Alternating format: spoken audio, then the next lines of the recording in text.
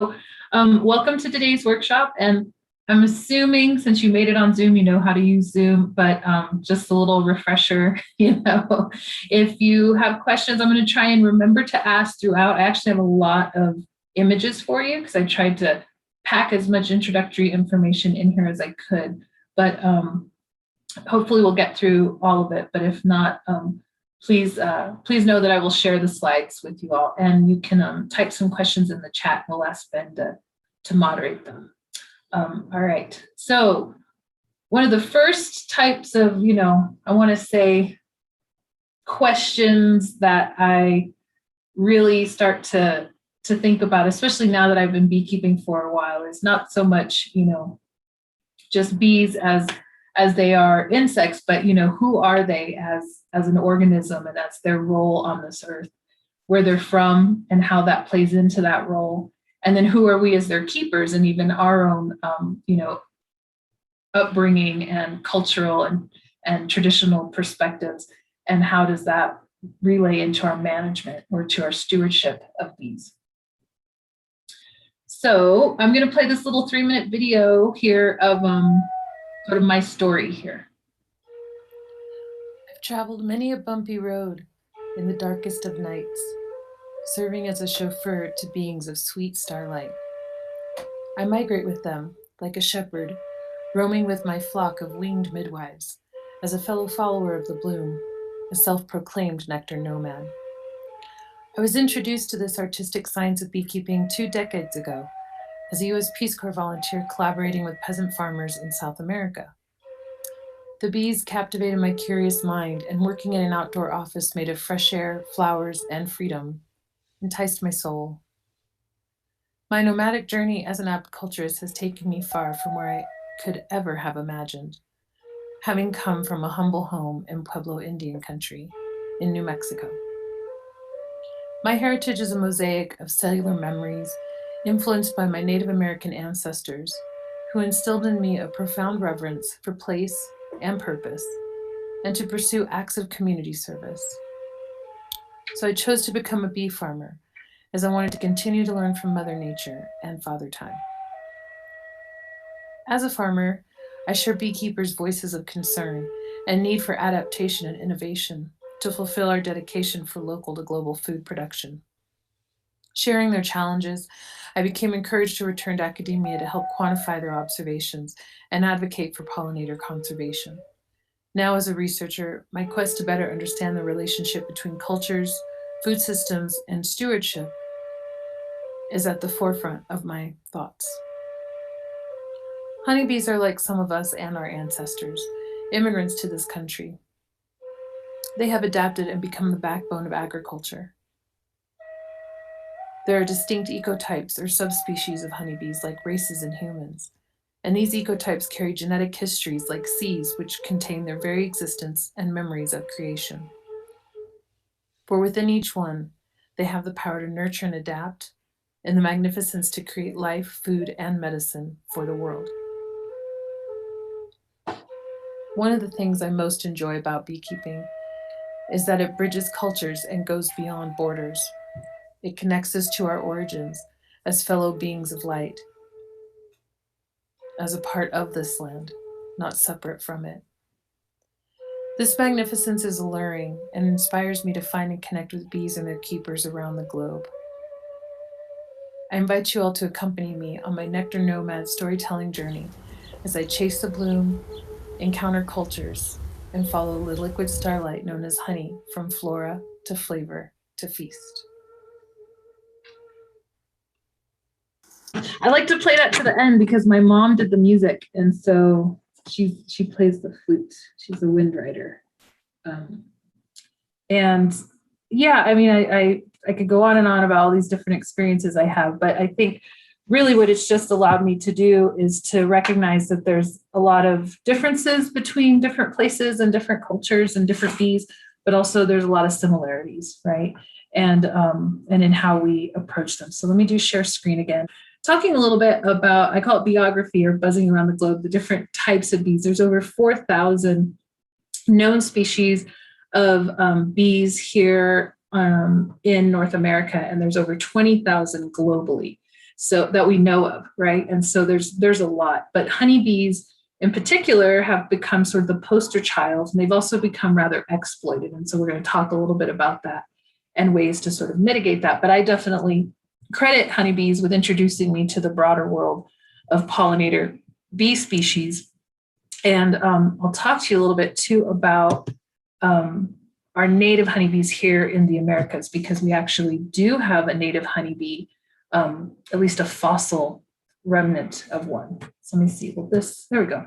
So just for kind of the sciencey aspect of it here and talking about it in some of the Western scientific terms, but I applaud Samuel for wanting to work on getting it into other languages. I think that's super important. But they are in the phylum of Arthropoda, which just means segmented legs. And insecta means 6 legs. So whereas spiders have 8 legs, that's arachnids, insects have 6 legs. And so for bees in particular, they're what you call hymenoptera, which means split wings. And then they're in the superfamily Apoidea.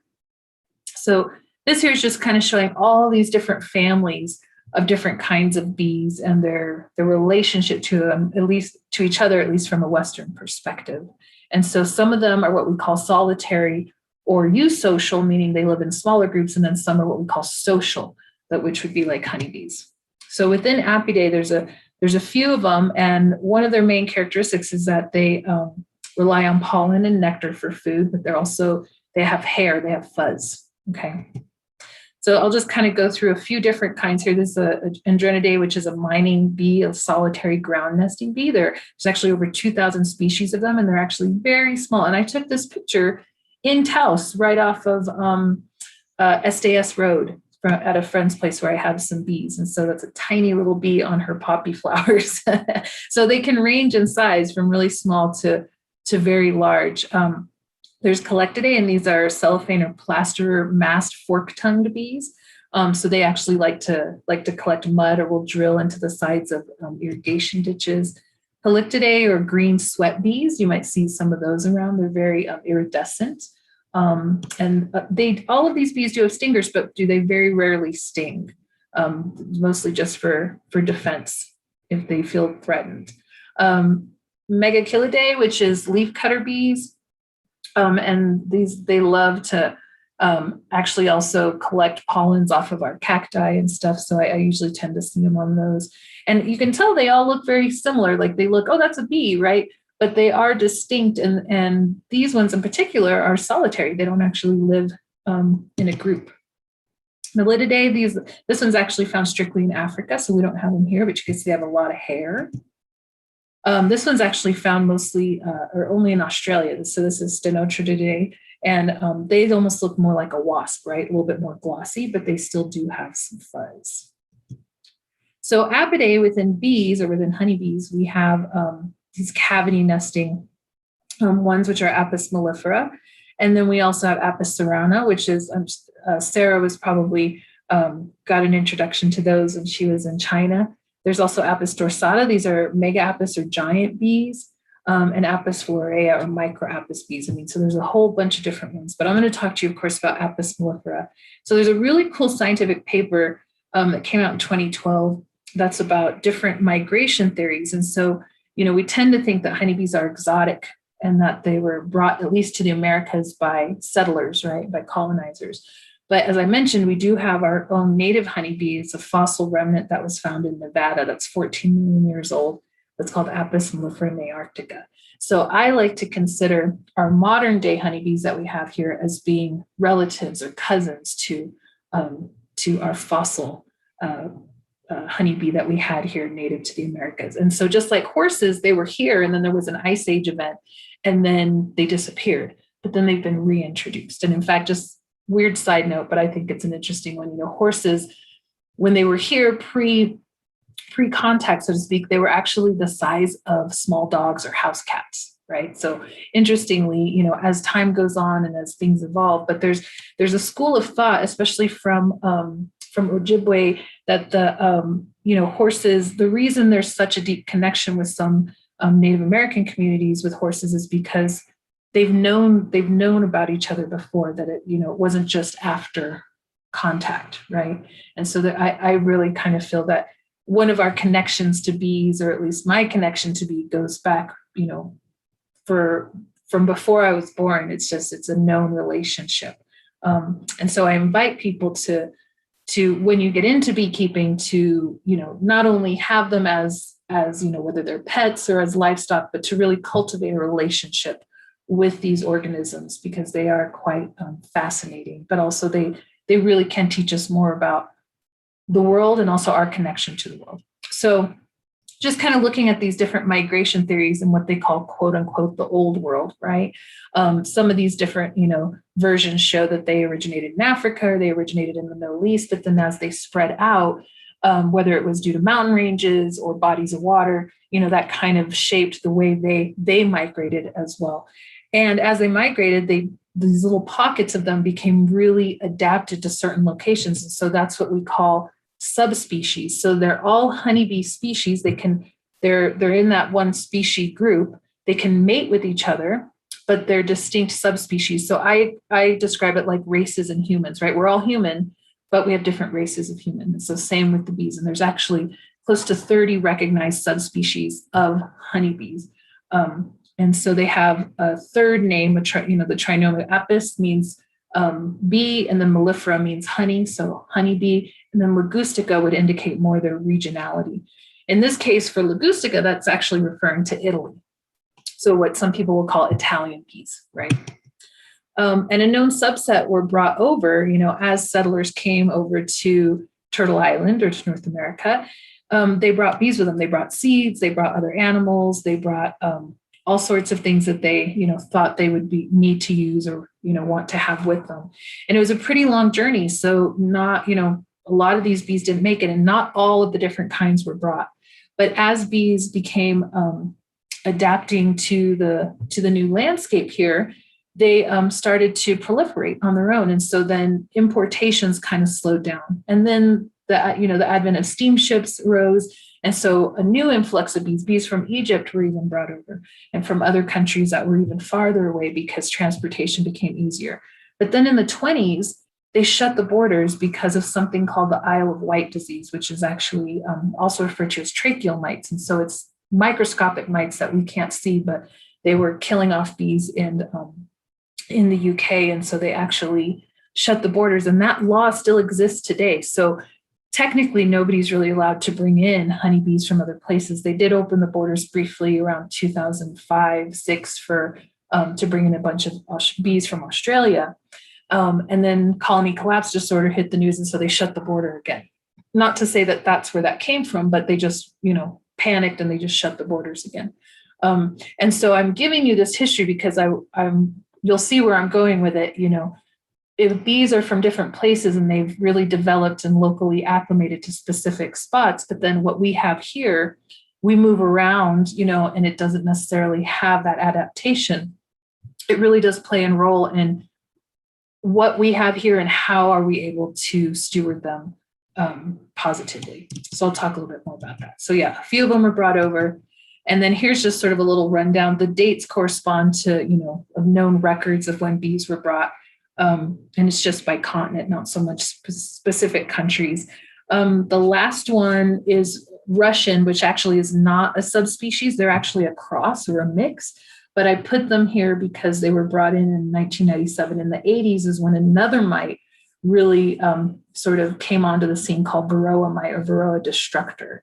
And so it's like a tick that actually, for 30 years, actually, they've been thinking that these Varroa mites were sucking the hemolymph or the blood off of the bees. But Dr. Samuel Ramsey, who's a very prominent newer researcher on the scene, he's also an African-American bee researcher, which is really awesome because we're getting some more diversity within the broader research industry for apiculture.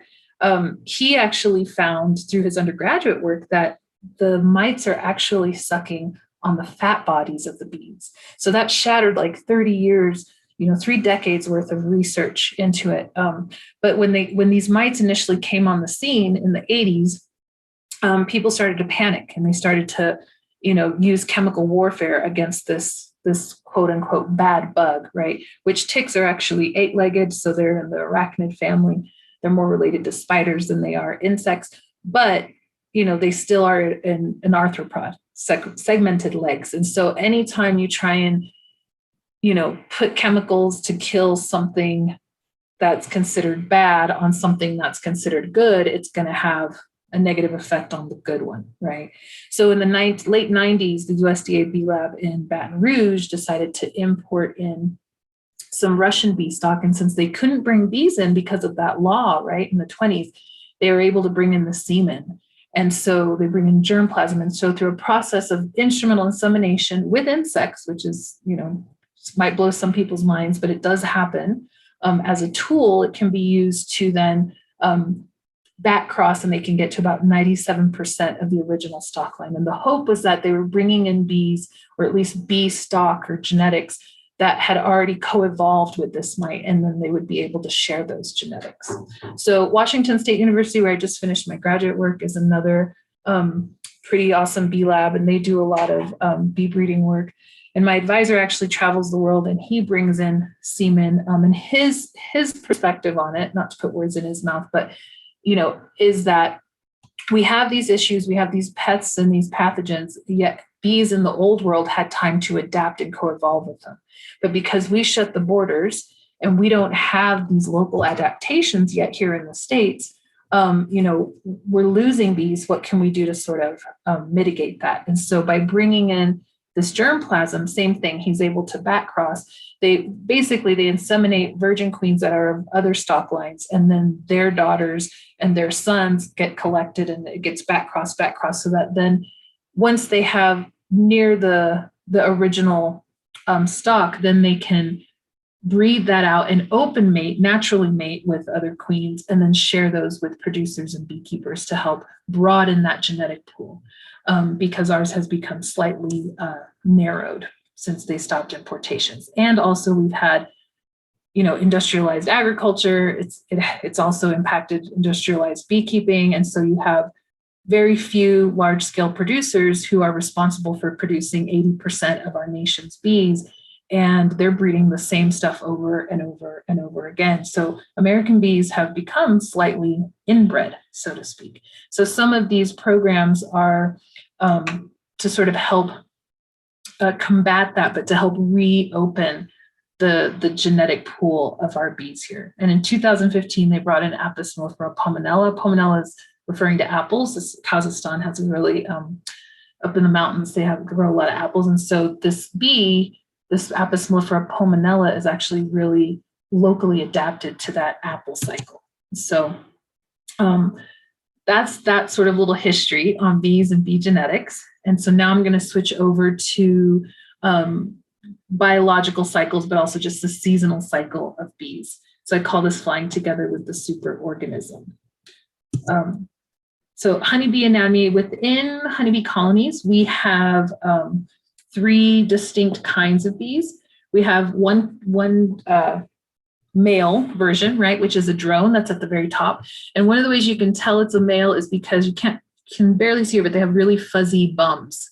They also have ginormous eyes, and they look really big. They look menacing because they're big, but they don't even have a stinger. So go figure that. But the reason they're so big is because they have to fly at a distance to go and mate. So they have to be able to store a lot of energy. They need really big, strong muscles for their wings. So their thorax is really big. And that's the drone. And the drones are actually, this is not the scientifically correct term, but this is a metaphor for it. They are clones of their mothers. The drones come from unfertilized eggs, so they only have their mother's genetic information. So when you have a colony that you really like, yes, wanting to get daughters off of them is one way, but you really want their sons or their drones to be the ones that are out mating, because they're the ones who are passing along their mother's direct genetic information. And then you have the queen, who's in the middle. She's the only sort of verified reproductive female. The worker underneath is also female, and she can lay eggs, but because she's never mated, all of her eggs will become drones because they're unfertilized. And so that doesn't really leave for a viable colony. They will, when push comes to shove, lay eggs if they feel like they can't they've lost a queen and they're not able to replace one, but they usually end up dwindling and dying in that case. But the queen is, she's herself also female, and between the queen and the worker, they have two sets of chromosomes. So they have their mother's information and they have their father, the drone's information. And so they are what we call diploid, whereas the drone is called haploid, which means single. So I'll talk a little bit more about that. This is a really cool video, hoping it'll play here for you, of just bee development that Nat Geo put together. The stomach's egg, then they hatch to a grub. And they're eating royal jelly and growing. And the little holes on the side are their spiracles, so that's where they're breathing. And then they'll undergo pupation, just like a caterpillar would. And they'll undergo metamorphosis.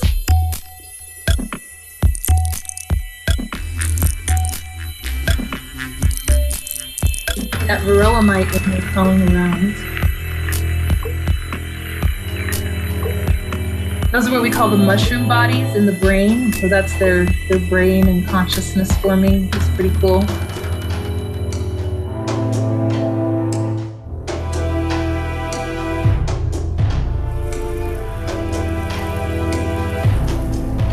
And then they're emerging and they're eating, feeding each other. That's called trophallaxis. And that's that. So that was really fast, but it shows the first 21 days of a female worker bee and how she develops. That was so cool, and the music was amazing too. Oh, I know, right? Let me see if I can turn the slide here. It's not one. There we go. Melanie, if you wouldn't mind sending a link of that video, we have one request for that link. Sure. I definitely can. So when you look at that, I mean, that was really fast, right? But they go from this little egg to a grub, just like a caterpillar would, and then they will actually spin a small cocoon. That one had, the cell sliced open so that we could see it, but it gets covered over by wax, and then they'll spin a cocoon in there, and that's when they'll do their pupation. And then when they emerge as an adult bee, they have all these interesting parts, right? They have their segmented legs. They actually have something called the corbicula right back here, which is where they collect pollen. It's like their pollen bags. They have what you call their tarsals and metatarsals. They're their little toes, actually. They have a lot of fuzz that helps to collect the pollen. Their spiracles, these are their breathing holes right here. And so their heart is actually in their tail. And then their thorax is mostly filled with the muscles that they need for their wings in order to fly. And then they actually have their main eyes here, their compound eyes, but they have these three little ones up on top called the ocelli, which I think is just so cute. But they're for helping to determine light. And so as we talk a little bit about how they function, all of these different parts of their anatomy, right, work together to then allow them to do the awesome magic that they do.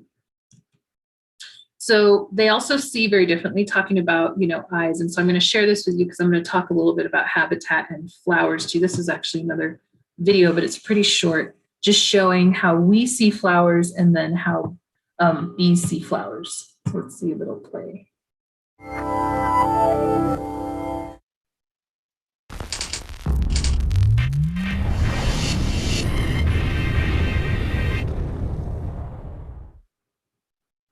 Welcome to It's Okay to Be Smart. I'm Dr. Joe Hansen. For bees and flower blossoms, springtime is all about two things: feeding and fertilizing. See, the flowers want to pass their genes on to the next generation, and the bees need to eat so that they can do the same. So they use a little teamwork.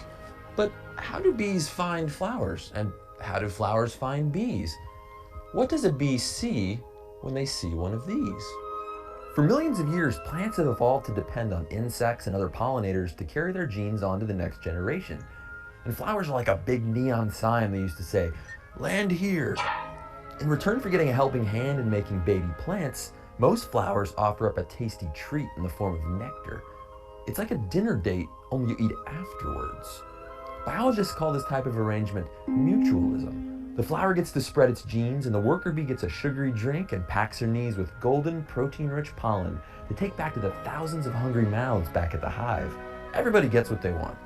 See, flowers sure look pretty to us, but bees see them in a completely different light, literally.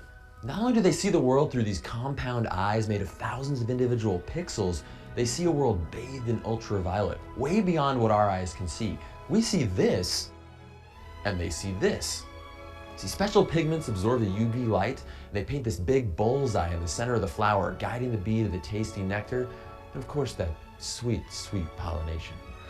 Now, the relationship between flowers and bees goes way beyond the visual. Scientists from the University of Bristol recently discovered that bees can sense a flower's electric field. Just like when you run across a carpet in your socks, bees build up a positive charge as they buzz through the air, and flowers are slightly negative. This helps pollen jump from the flower onto the bee like electric Velcro. And it also helps the bee figure out if another worker has already visited that flower and slurped up all the sweet goodness. Now, nobody knows quite how the bees sense that electric charge, but their fuzzy little bodies might be buzzing like your hair when you rub a balloon across it. Now, evolution's been playing matchmaker between bees and flowers for millions of years, resulting in one of nature's closest relationships. So next time you see a bee buzzing around the garden on a warm spring afternoon, imagine how their world looks, and think about how much of nature remains invisible unless you see it through the right pair of eyes. Cool. Oh, I wasn't planning on playing the whole video, but it almost did. How do I change? There we go. So yeah, that's a little taster on, how bees see, right? And so I share this with you because as you, not only have bees, but hopefully want to be able to nurture good habitat for them, you'll keep that in mind with your planting of flowers. As it is all about flower power, which I'm going to talk about here in a minute. So now talking about, we looked at their anatomy, right? And now we're going to talk about this functionality and this process of pollination. So we already went through the three different castes, or the three different kinds of bees. There's only two different castes. And what it is, a caste means that there's a differentiation within one gender. So we have two females in the hive, right? But one's a queen and one's a worker. So those are the two different castes within the female gender. And then you have the drone or the male bee. So here's some of their development time. And we saw that video of a worker bee where it said the first 21 days, right? But each one develops differently. So everybody's an egg for the first 3 days of their life, right? And then they hatch, and then they're fed royal jelly, which I'll talk a little bit about later too. And royal jelly I equate it to kind of like describing breast milk. It's their first food. It's super nutritious. It's chock full of vitamins and amino acids and all those good, healthy things. And then after the third day, their diet changes to what you call bee bread, which is a mix of pollen and honey, except for the queen. She is the only one who's continually fed royal jelly. And that is what makes her a reproductive female. And it also allows her to live for a lot longer than workers and drones. Workers will live about 4 to 6 weeks in the warm season because they literally will work themselves to death. And during the cold season, when they're not foraging a lot, they can actually live several months.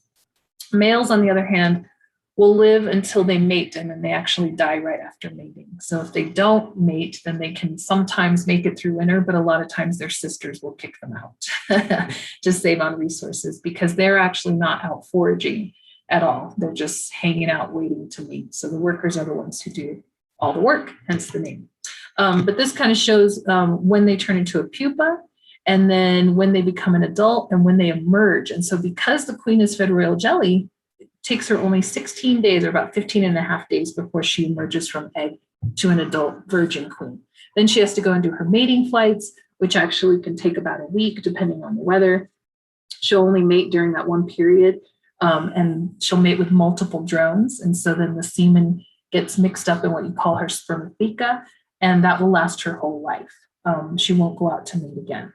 And so once she runs out of sperm, then she will only be able to lay unfertilized eggs. So, in nature, back in the day, queens would last 5, 8, even 10 years. And now, which I'll talk a little bit why this is an issue, a lot of queens are being replaced every 6 months. And so a lot of that has to do with nutrition and loss of habitat.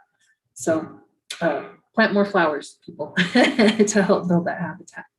Okay, so I call this next section that it takes two to tango. So this plant pollinator choreography, because how they make the royal jelly and how they make the bee bread is all about what that little video that we just saw about the mutualistic behavior between flowers and bees. And so flower design and chemistry and the pollination process and mechanics. So this is kind of just going over an overview a little bit of plants and looking at, what we call vascular plants and non-vascular plants. They're the first gymnosperms and angiosperms.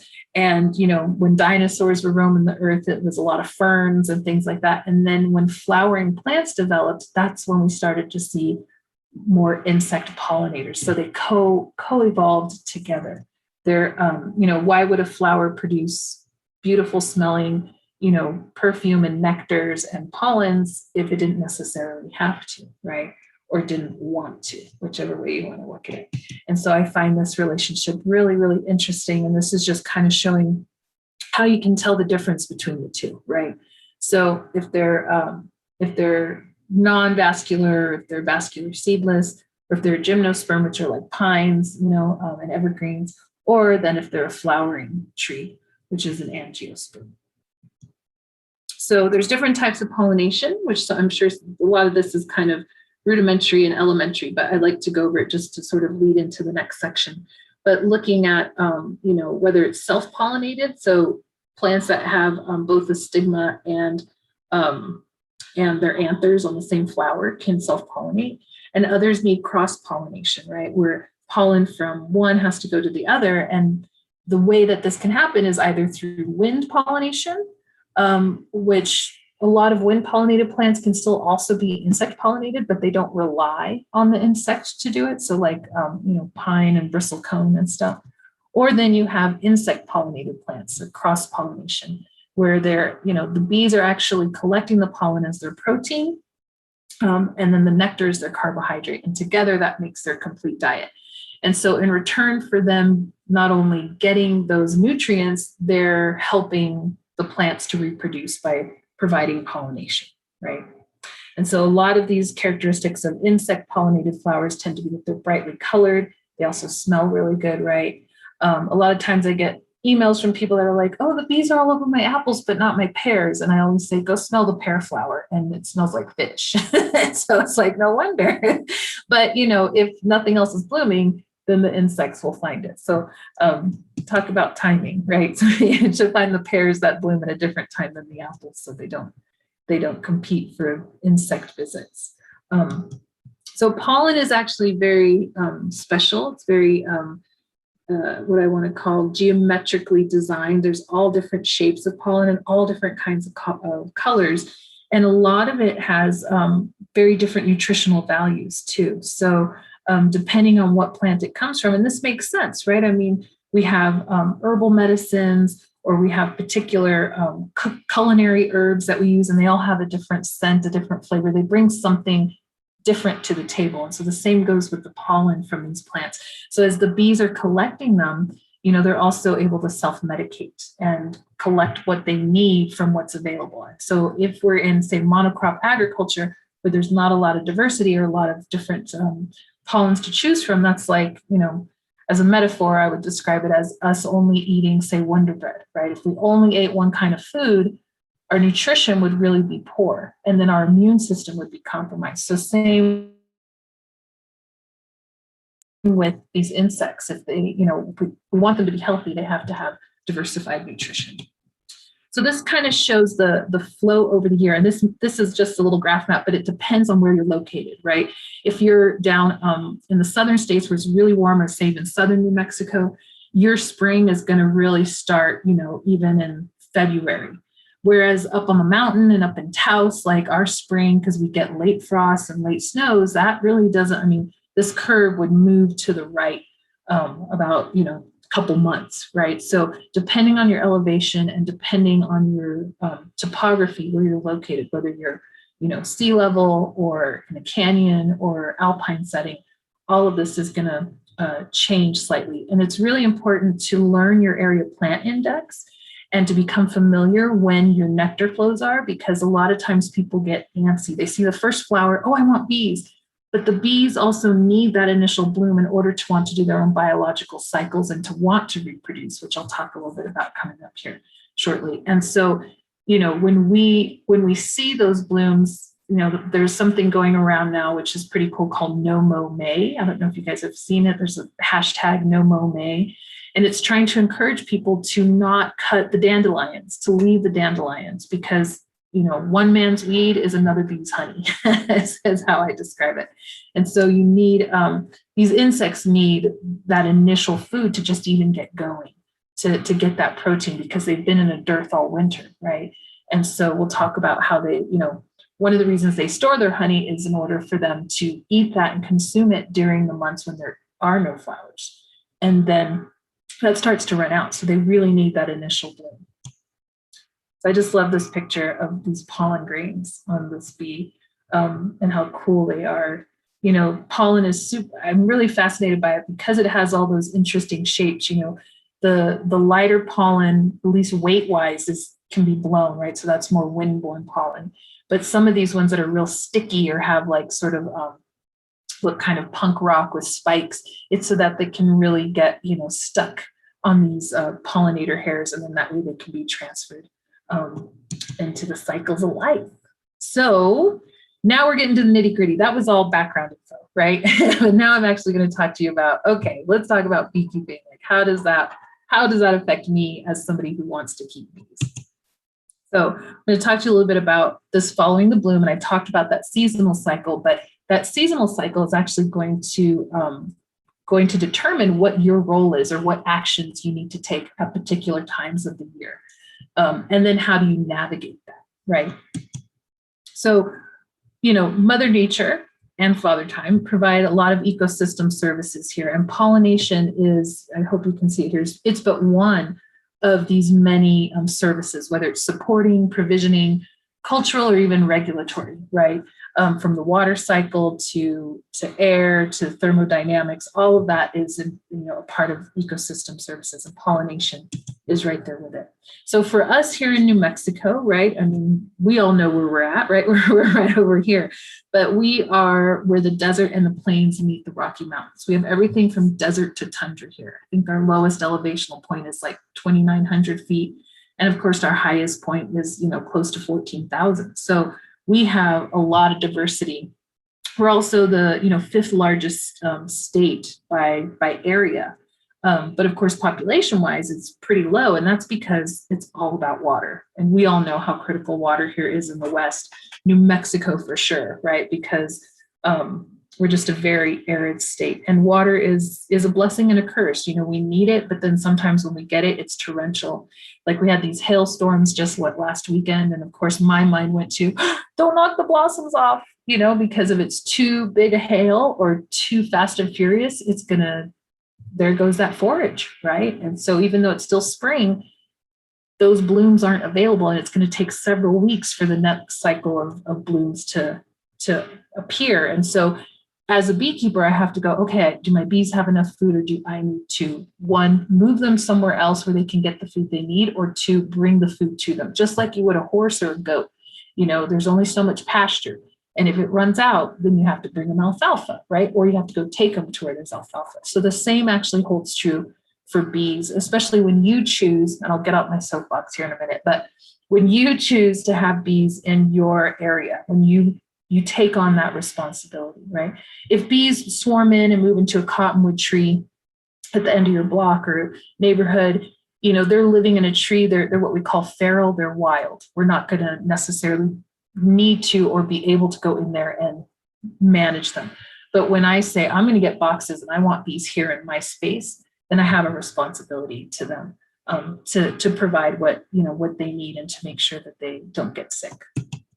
So talking a little bit more about our diversity here in our desert to tundra landscape. And so I like to show this just even within our growing zones, how different we are from north to south and even east to west.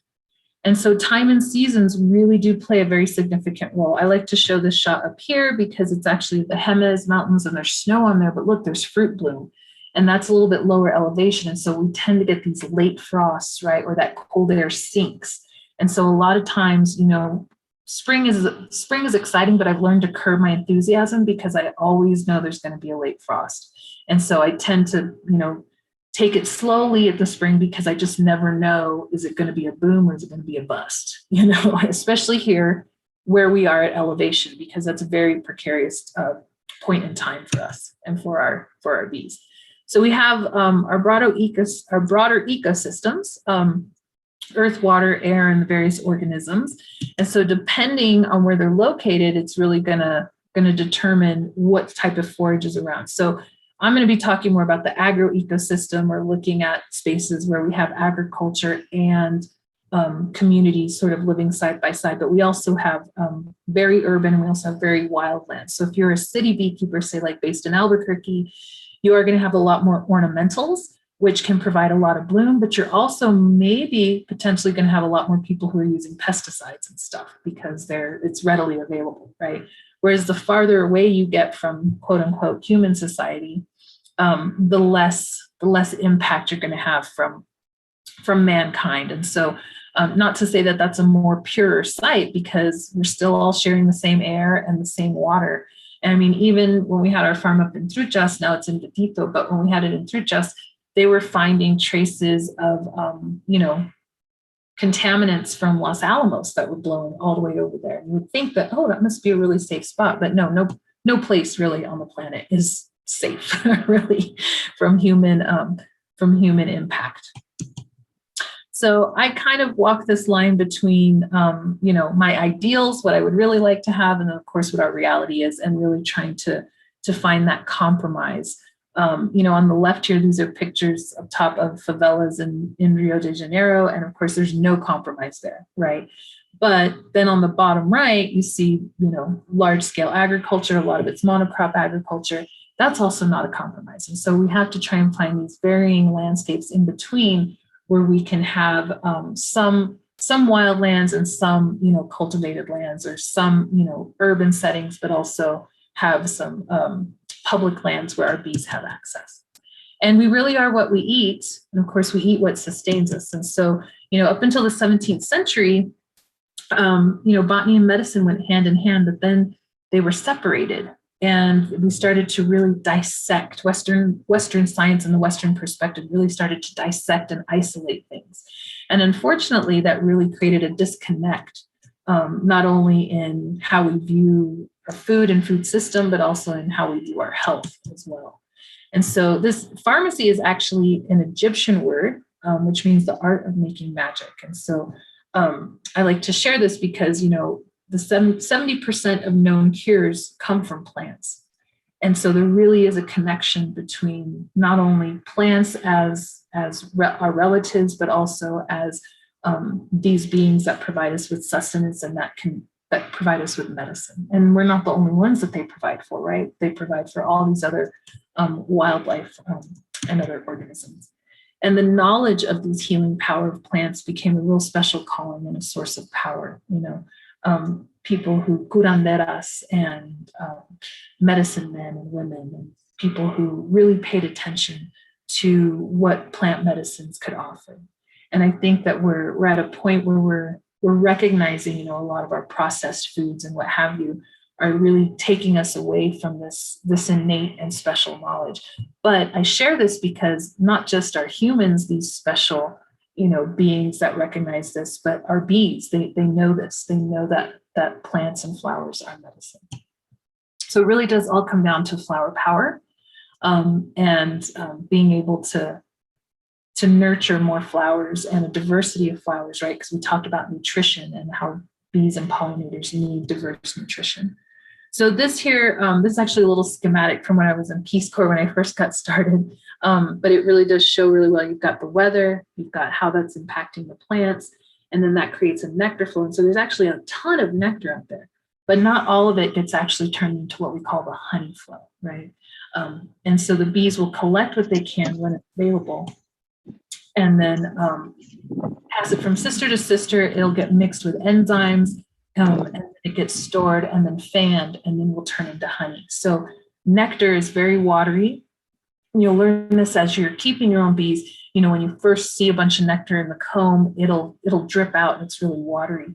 and it can ferment. And so the bees know that they need to fan it and dehydrate it to about under 17% water content in order for that to then become honey that's pure and raw and that will never go bad. So there's even honey in the Egyptian tombs that's 3,000 years old that has never gone bad. And bacteria can't live in it because it's just full of plant sugars. Sucrose, which is glucose and fructose. So I already showed this slide, but just trying to bring it back home to like how it really is all about time and seasons. And so if you're in the desert or if you're in the city or if you're up in the mountain, you know, it's land or death, really. I love that sign that's right there, going on the way to Chamentira Maria.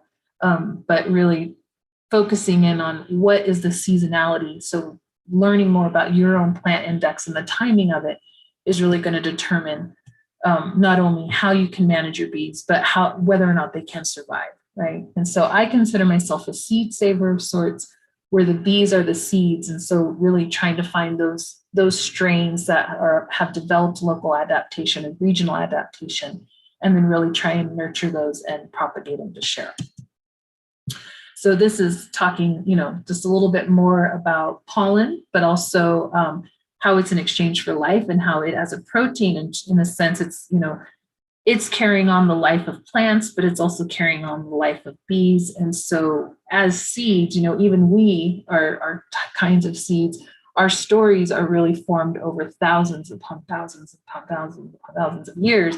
And seeds remember, you know, and so the bees remember, whether we want to call it instinct or it's just innate or just genetics, you know, it all creates this story that can unfold and that is shaped by its environment. And so if we alter that environment, right, or if we alter this pollen in some way, what is that going to do? So this is just a little bit of food for thought to think about, you know, when this interconnectedness, because sometimes people will think, oh, well, you know, I'll get bees, I'll put them in a box, nature will provide. But the truth is that as humans, we've really kind of screwed up the landscape. And so, you know, this is really, it's not a reality anymore to expect bees to just survive in every place by themselves. Some can and will, and that's great. And we need to promote that. But for when we want to bring bees in, we need to make sure that, you know, they do have what they need. So not to get all doom and gloom, but I do feel an obligation to be realistic with you all. You know, there's some obstacles. We've got, you know, more drought conditions coming. We've got changing climate, wildfires, all sorts of things, you know, less water, contaminated water. And all of these are going to have an effect on what grows or what doesn't grow. And plants are very intelligent. You know, if it's a stressful year, they're not going to be pumping out as much nectar or pollen. And what they do pump out will not necessarily be of the highest quality.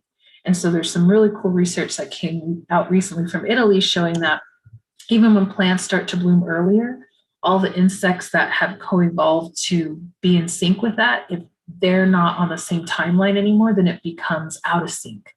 And so we're going to have some collapsing of various relationships because of changing climate. And so I think it's something that we all really need to learn more about and figure out, you know, how can we mitigate, how can we adapt, but also how can we regenerate our landscape so that we can try and keep as much biodiversity as possible.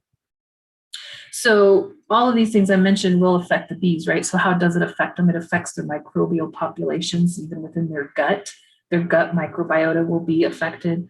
Even when we use antibiotics on them, even for humans, right?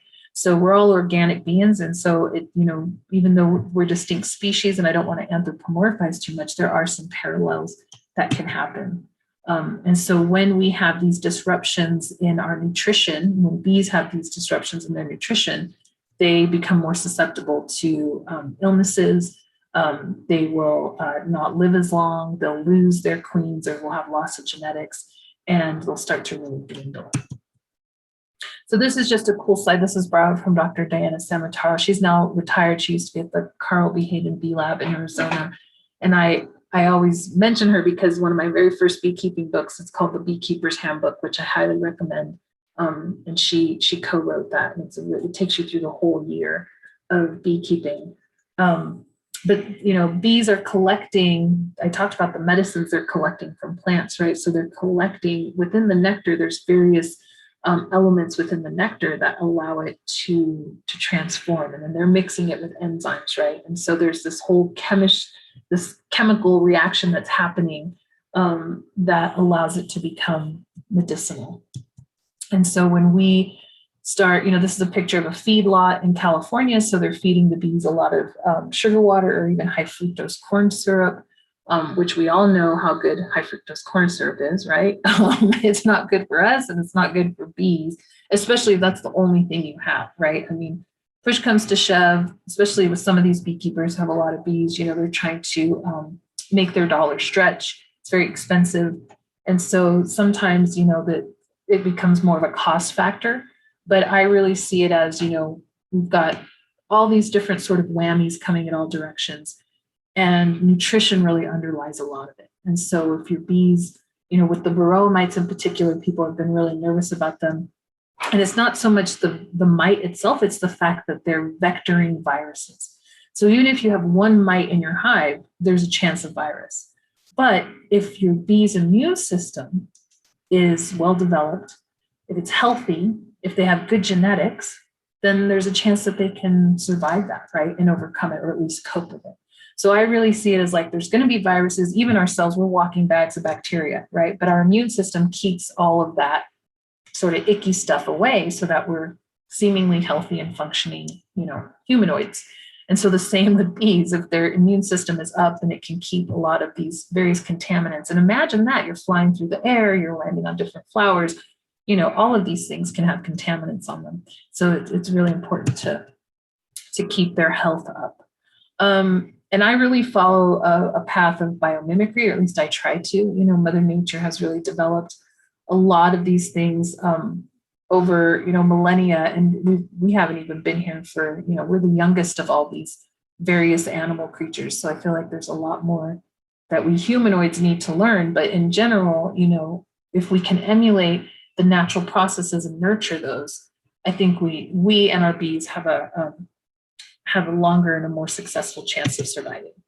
So again, I'm going to get off my soapbox, but I really do think it's, you know, our interconnectedness to each other, to our landscapes, to our bees, and to our bees to the flowers, and flowers to the habitat. You know, it's all really interconnected. And so the more we can really be observant, and that's what I really like about my role now as an extension educator with the Institute of American Indian Arts, is really taking that, what we call TEK, or traditional ecological knowledge, and pairing it with Western sustainable agriculture science where appropriate, right? So it's, you know we can't go back in time, but if we can pair the two knowledge systems, or multiple knowledge systems together, or unity of knowledge, one of my favorite words is consilience, which means unity of knowledge, and really get a more holistic approach to how we not only steward our landscapes, but also, become more mindful beekeepers. So yeah, I like this picture here too. This is, I actually made this slide probably 10 years ago as something that I was kind of hoping would happen in the future. And now it's really happening. There's actually several beekeepers who are working with solar companies because they have all these solar arrays out, and now they're also putting in pollinator forage. And so there's a way to also connect, the past to the present and to the future, and be contemporary in that we're harnessing the power of the sun, right, through these solar panels, but we're also providing food for insects, which are ancient beings, right? And so there's a way to kind of pair our technologies together. So it really does take a community to raise bees, and sharing that education between farmers, researchers, institutions, and networking. For myself, with my farm partner, in our location up on the high road to Taos, in our small little farm, I mean, we are not big by choice and by circumstance. New Mexico is not known for honey production. We just don't have huge valleys, and we don't have a lot of water. So it can be hit and miss. And what I found, at least within my own beekeeping here in northern New Mexico, is that if I leave my bees in one spot, sometimes the rains won't come at the right time, and then I end up having to feed them more. And I would much prefer to spend the fossil fuels to take them to different pastures in order to ensure that they have the nutrition they need. And in a sense, I'm sharing them with various communities, which helps with pollination. I'm also getting to test them in different environments so that, for me, in terms of as being a breeder and wanting to select these seeds, these naturally resilient seeds, like I get several sort of, I want to say, positives out of moving my bees to different places. And I don't move all my hives all the time. I really just try and follow the flows, but I will move them when I have to. Right. And I will feed them when I have to on occasion too. And kind of going back to that biomimicry aspect, I make a tea out of various like herbal teas. I use chamomile, spearmint, lemongrass predominantly, and to try and make it like nectar. Right. I mean, I can't ever make nectar or replace it. But say we have a drought everywhere, then, what am I going to do? I can't take them anywhere. It's dry everywhere. So then I will offer them food. So some of the current trends going on, we've got a lot of more urban beekeepers happening now. The New Mexico Beekeepers Association actually has a bee certification course. They have bee certification level 1 and bee certification level 2. And I serve on the board. And so I've been talking with a few community partners to see if we can develop and expand that program to also be up here in northern New Mexico, because right now they're based in Albuquerque. But we'll see where that all leads. There's also a variety of hive styles, and I'm going to show you the next slide. I'm hoping I can get through this all because I want to leave some time for questions. I know we're starting to run out, but there's a lot of different hive styles that are available. And so, kind of broadening that narrative, but, it's kind of like, we all end up using the one thing, right? Everybody goes for the Big Mac, and but there's actually so many different kinds of burgers. Or I actually like to equate it more to like potatoes, right? We only see a few different ones in the store, but there's actually over 200 different kinds of varieties of potatoes. And so the same with beehives and bee abodes. And not all of them are suited for certain climates. Some people, want to try certain one because it looks really snazzy, but then come to find out, well, that might work where it's like, warmer or, bigger rainy season or what have you. And so a lot of it can be trial and error, but joining the area clubs and networks can really help. And I think a lot of it also comes down to starting with the right kinds of bees. And that's why I started this whole presentation off with the different kinds of genetics of bees, because if you didn't know that there were different kinds, you wouldn't know. You would think, oh, there's just honeybees, but there's actually a lot of different kinds. And some of them are better suited for warm weather, some of them for cold weather, some of them are better suited for low elevation and high elevation. So there's, do your research when you start looking into getting bees if you don't have them already. And then your bees are going to be mating with all different kinds of drones from what's around. And so knowing who in your community has bees, I mean, obviously I don't know as a beekeeper, but I try to participate in the various groups and really be open to communication so that we can support each other. And there's various opportunities, whether you want to be small scale or large scale. Here in New Mexico, it is pretty hard to be large scale. We don't have very many large scale beekeepers just because of our landscape. But there's a lot of people now doing what we call sidelining, which is it's sort of like a hobby that has advanced to the point where, they still have other jobs, but they're doing a lot with it, going to farmers markets on the weekends and stuff. And so I think we're at a point in time, before it used to be kind of go big or go home, but now we have a lot of small scale beekeepers, and that's really awesome because it's good to have a lot spread out versus just a few that are really large, right? So this is just showing some urban beekeeping efforts, and they use a van, to just drive their bees around. And this is actually in San Rafael, California, where they can only have 2 hives in their backyard. So they collaborated with, it's actually Skywalker Ranch, to be able to use that space and have more hives there. Here's a few these are what I call case studies, and these are people who are working on locally adapted stock lines. So whether you're on the West Coast or in the Intermountain region or the Heartland or even on the East Coast, and this is not a comprehensive list, but these are just some of the people that I consider to be collaborators and mentors. So yeah, takes everybody. It takes our Department of Agriculture, it takes our institutions, it takes USDA, You know, it takes various organizations, TCEDC, I should have put your logo in here, as to, you know, really show that we can, you know, work as a community, and kind of driving it home with this consilience and linking different principles together, but different disciplines to really create a more holistic and mindful approach to pollinator stewardship and to beekeeping. So some of the benefits, right? I mean, I talked about honeybees being the poster child, but also being exploited.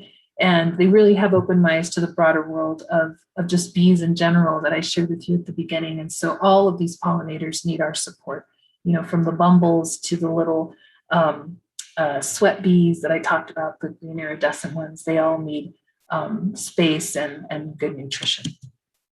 So yeah, some of the things you can do: produce a variety of crops, try not to spray, and to provide a habitat for all of them. And it really does revolve around community between botany and medicine, kind of bringing those back together, how that relates to nutrition and food, and how it impacts healthy organisms, and then that will lead to healthy products. So I would leave it here, but I want to show you just a few more slides, and then we'll try and do some questions here. I'll try and save the last like 10 minutes for questions, but it really is imperative that we you know, research and implement some sustainable management practices. So this is a very dated photo because that little kid there is now, she is 12. So she's as tall as me now, but that was when she was real little, my daughter. So, and just talking a little bit about navigating the seasonal compass, I'm trying to see, I still have a bunch to show you guys, but I will try and just go through this briefly. We already talked about the different kinds of bees. The most predominant ones that we have for honeybees are Italian, Caucasian, New World Carniolan, Russian, and you'll hear even like Saskatraz. You'll start hearing all these different kinds of bees, and just really do your research and ask the right questions, which are like, where were the bees raised? What were they fed? Were they medicated? What were they medicated with? When were they medicated? Don't be afraid to ask those questions from producers, because you know, they should be forthright and transparent about how they're rearing their bees. We talked about time and seasons. I talked about the calendar. So this is just kind of reiterating that whole timeline and the nectar flow. And what I want to do is I'm going to go fast here because I want to get to the very end. And I'll mention this briefly when you're talking, you know, natural beekeeping or organic beekeeping does not mean hands-off beekeeping. A lot of times that's what you call a bee haver, not a beekeeper. And you don't want to be that person who brings bees in and then doesn't pay attention to them, and then they start spreading diseases and affecting the other bees in the area. So in order to be really mindful, you know, it's almost like you have to do more hands-on and just be aware of what your bees are doing. And to, you know, my farm partner considers it like a game of chess. You have to think of all the what ifs and all the different moves you would make. Like, if my bees get sick, what am I going to do? You know, am I going to isolate them? Am I going to medicate them? If I medicate them, what am I going to medicate them with? Is it going to contaminate the honey? There's a lot of things, and we'll go over this if you stick with me and come to our next session. We'll really kind of go more in depth onto the how-tos of all this sort of stuff in organic reality. So let me skip ahead here because, okay, we'll talk a little bit about products from the hive, which probably most of you have heard of. Honey, right?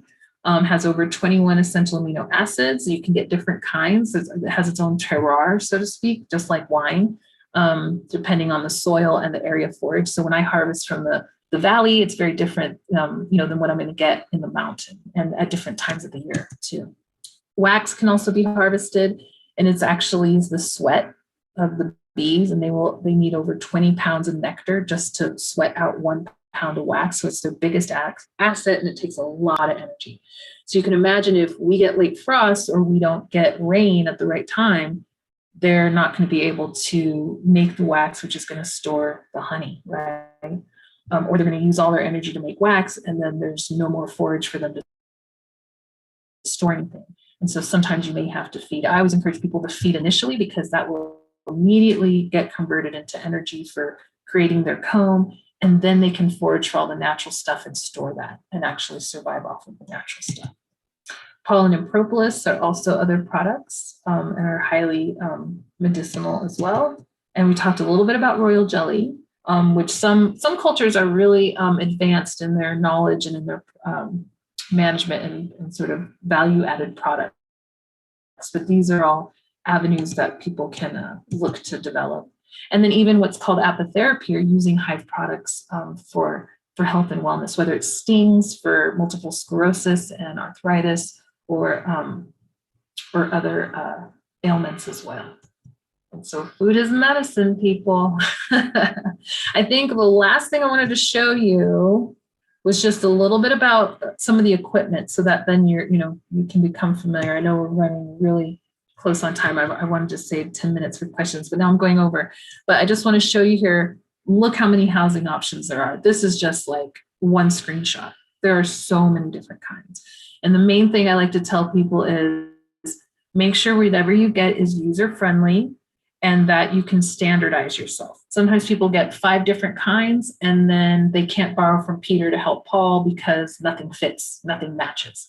So you want to try and just set yourself up for success, and also to be, as supportive of your bees as you can, because sometimes you do have to borrow from Peter to help Paul. I'm talking about hives, right? In case one's a little bit weaker, one's a little bit stronger.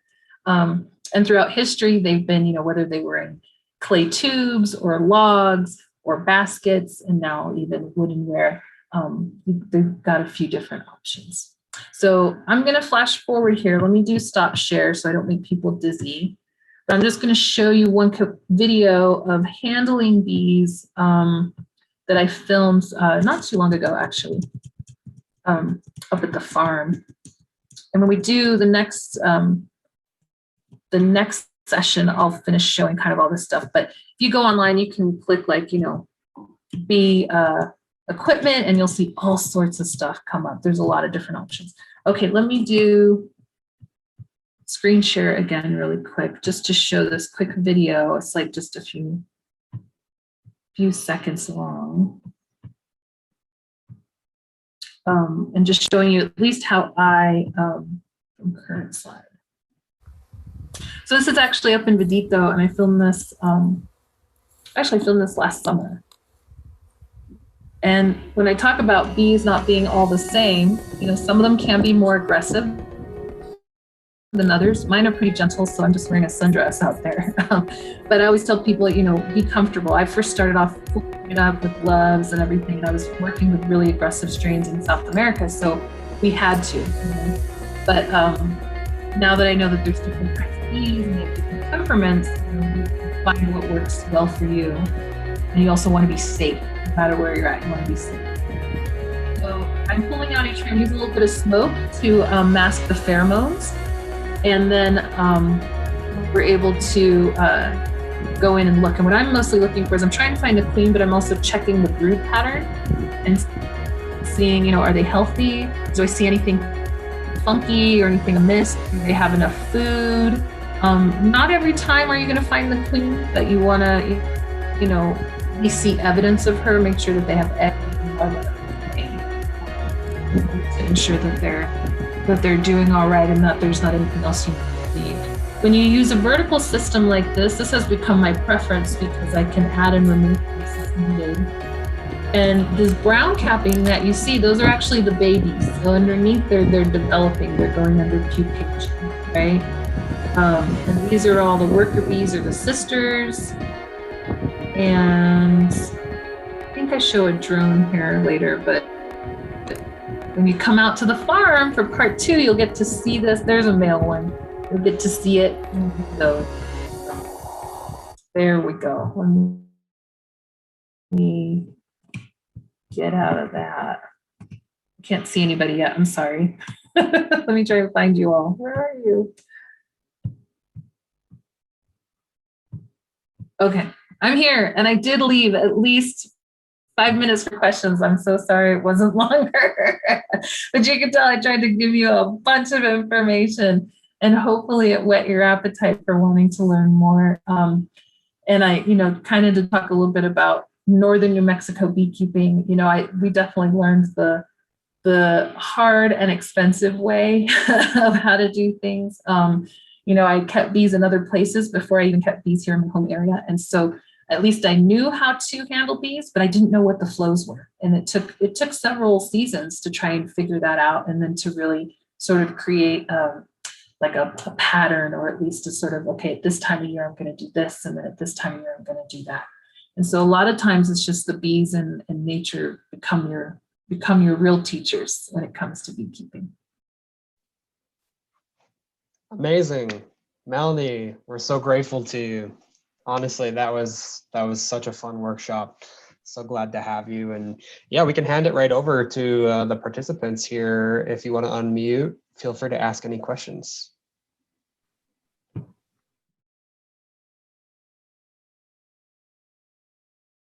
You know, I really approach varroa mites and dealing with them mainly through genetic selection and then through nutrition, because I know there's always going to be mites. But if I can keep my bees' immune system healthy, then hopefully they'll be able to deal with any viruses that those mites are vectoring, right? So starting off with hygienic, but also, you know, varroa resistant stock can really help. Doesn't mean you're not ever going to see varroa. It just means hopefully that those bees know how to cope with it. And for testing, a lot of people will do what they call mite counts. Usually early on in the year, you're not going to see very many varroa mites because the population is low. But as the population increases, then your varroa mite levels increase. And that's because the varroa mites are also doing their whole biological life cycle inside the honeycomb cells. They're, you know, feeding off of those fat bodies, right? So that's why you saw in that one video, you saw them crawl around real quick, and they can do some damage in there. So they, you know, they reproduce underneath the cells. So a lot of times when you see mites on bees crawling around, those are what we call phoretic. They're just on the outside, but it doesn't indicate how many are underneath the cells with the baby bees that are pupating. You know, it used to be like if you had anywhere between 7 and 10 varroa mites, and what it is, you take a sample of about 300 bees or a quarter cup of bees, you can put them in a jar of powdered sugar with a screen top and shake it. Then they get coated with it. You can open the screen, the bees fly off, but then those mites are in the powdered sugar, and then you can dissolve it in water and see how many mites you have. You can also do an alcohol wash, which then sacrifices those bees, but again, about a quarter cup of bees is about 300 bee sample, and then put alcohol, or some people use like window washing fluid on it, which kills the bees quickly. But then you can, you know, shake it and then pour the dead bees out, or actually pour the liquid out and the mites are floating in it. And it used to be that anywhere between, you know, 7 and 10 was, you know, kind of the threshold, but over, I want to say even just the past 5 years now, when people even see 3 mites, when they're doing counts, they start to think about what are they going to do for mitigating that. You can use screen bottom boards. You can do what's called the Dowda method. We've done that for off and on over the years, but it's been a while. And it's basically using powdered sugar again to just sprinkle over the brood nests of your colony, whether that's in 1 box or 2 boxes. And as they clean each other up, then they're cleaning the mites off, and the mites will fall through the screen bottom board. But you know, mites can travel as well, and bees can be reinfested. So what I've learned is that those who are like in urban settings where there's a lot of urban beekeepers, if not everybody's on the same schedule, and so you could kind of clean your bees up, but then they'll immediately get reinfested because, you know, not everybody's on that schedule. So, you know, the more isolated you are, it's a little bit easier to manage. There's a lot of soft organic treatments out there. I'm not overly familiar with a lot of them, but there are some. Main thing to keep in mind is just, of course, following the label, you know, because if you apply it at the wrong time of year, it could hurt your bees or hurt the queen or the brood, and it could also contaminate the honey, right? Which, even if you left it for them, means that they're going to be feeding off of that. But there's a product called Hop Guard, which is a really soft one. It's made out of hops. It's got beta acids in it. There's also thymol based applications or therapies. There's even formic acid ones, which I know if it's really high heat, you have to be careful because it can kind of burn the bees. I mean, it's an acid, right? So putting acid on bees. And there's oxalic acid, which oxalic actually, I think, is found in like rutabagas or something. So it's, you know, naturally based. But anytime you kind of use something to hurt the bad bug, you're also going to harm the good bug. So my approach really is through genetic selection and just making sure the nutrition is up. If I have bees that are really infested, then I try and move them to another location because I don't want it to, spread issues or anything else. But a lot of times I will requeen if that happens, just try and get some additional, strong genetics in there.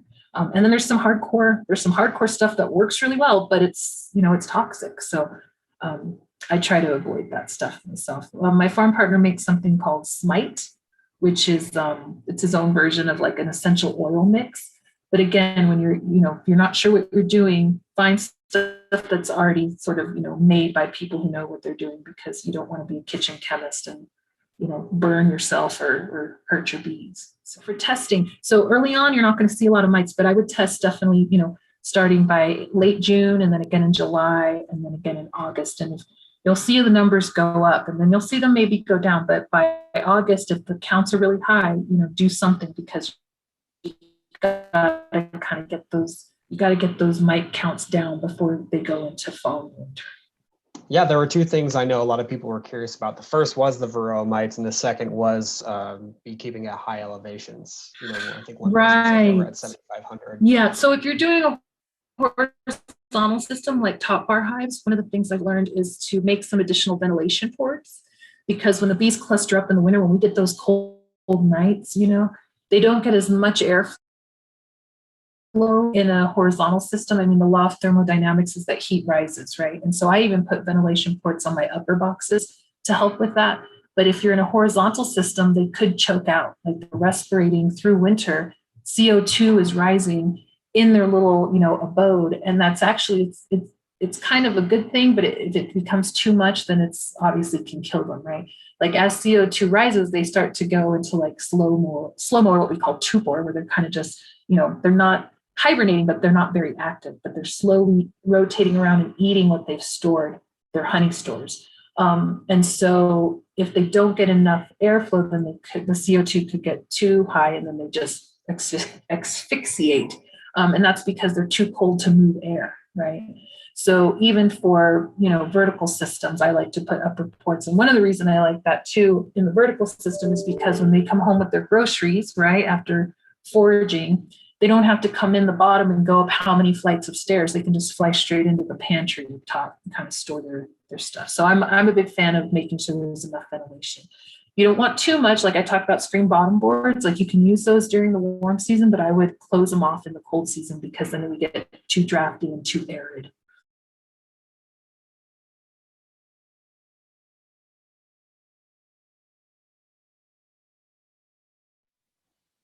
Oh, good. Oh, it's a lion's hive. Yeah, those are cool. Those are kind of like more like a little trunk hive. You may find you need to add a super to it, because bees will, as long as there's space, they're going to keep building. And for this next workshop, we'll talk a little bit more about, when to add space, when to minimize space, how to add supers, and how to even do reversals and things like that. But with your lands, I think, having, think about it, bees do like to live in trees, when there are trees. We don't have a lot of trees here in New Mexico, but we have some. And the bark is really thick, and that adds a lot of insulation. And so when we look at our commercial hives that you buy, they're not very thick. And we get really hot and we get really cold. We have all 4 seasons in one day, even in the summer. So what we used to actually put ours back to back and side to side and even wrap them in roofing paper and all this stuff. But our solar gain during the day, even in winter, really, I had bees coming out in 17 degrees and then they'd fly and flop on the snow and then they couldn't get back because they chilled. So what we decided to do is, instead of wrapping everything, we just put a piece of insulation on the top. And so I use anywhere from 1/4 inch to 2 inch thick, like insulation sheets. And I'll put that on the top, and I'll usually put another piece of wood so, it doesn't weather too much and start deteriorating from the UV light. But that's kind of how I deal with it. And if you are able to put, wind breaks, because we do get a lot of winds here. So having some sort of windbreak, even if you can surround them with straw bales or a trom wall or something, can also really help. But ventilation, cold will not kill your bees. Lack of ventilation will, because even as they're respirating in there, it's condensating on the inside and then it can rain back on them. and they could even drown in winter. So that's why those upper ventilation ports can really help. And they'll seal them with a little bit of propolis if it's too big. You know, I use a 3/4 inch drill bit, and that way I can even plug a cork, a wine cork, which is my excuse for having a glass of wine. Or you can tape it over or stuff it with newspaper, or what have you, if you need to move your bees. But always put those ports on the same side as your entrance, because you still want to be able to stand, you know, somewhere around your hive and not be blocking their flight path.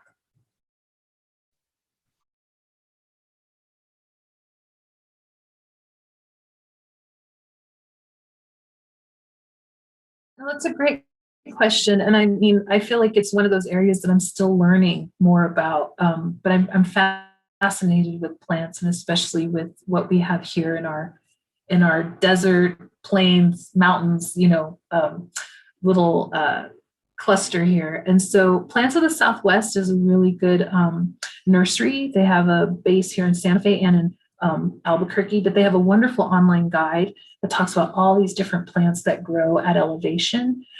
Depending on how much water you have, I mean, if your bees can be near some type of field with whether it's alfalfa or clover or, you know, but in general, what I found, you know, is that early season, we're going to have the mustards, right? We're going to have the start of, we have locusts, we have globe mallow, we have willows even, and then even our cottonwoods as well. Depending, I mean, if you're a riparian zone, you'll have a little bit more water. You'll even have maybe Russian olives, which are invasive, but you know, I've actually only seen bees on them when there's nothing else, but the nectar smells like candy. And then as we get into the summer, you know, it does start to get drier in some places. And that's one of the reasons why I've moved my bees. So I'll start them in the valley in the spring, but then once it gets warm enough on the mountain, I take them up the mountain, because summer is really lush on the mountain. It's a shorter season, but it's that's where there's more water. And so then they, you know, can get wildflowers and sweet clover. And then we'll start to get the sunflowers, right? And then normally we also get asters and chamisa going into the fall, especially if we get rains at the right time. So, you know, in terms of what can you plant, I mean, we're lucky that they're winged because they can fly up to 5 miles to forage.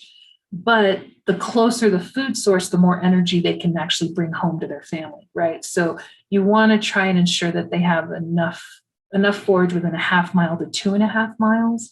But I know that sometimes that's hard depending on if we don't get rain at the right time. If you're, say, on the East Mesa, you know, or out in TP, you know, honeybees may not actually be a very good match for that environment, because there's a lot of sage, but it actually doesn't provide nectar, you know, and it doesn't flower until October, you know, and so then they can get some pollen, but they may actually be really struggling to find nectar. So, you know, there are some locations where other bee species might be a better match. They won't produce honey, but, you know, they still serve their purpose and are just as beautiful. So it just kind of depends. I mean, but I would look up Plants of the Southwest and see what really they recommend depending on what your landscape is.